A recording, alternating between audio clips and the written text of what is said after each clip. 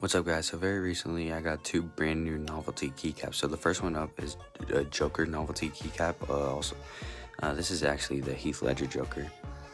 So I decided to put it on my keyboard and it looked pretty nice. It sounds pretty good. What I've noticed is that it's bigger than my normal keycaps that I have on here. The keyboard is a Razer Huntsman Mini. The second keycap I got was a Pokemon keycap. Unfortunately though, when I was trying to take it back off, it broke a piece of the switch off, so now I have to get another switch. I did try gluing it back on. It didn't work at all. It just was too weak that it broke off again. So yeah, now I'm just gonna get me a new set of switches. The first were these switches are clicky switches, and I'm gonna get some linear ones. I'll give you guys an update once I get those. Bye.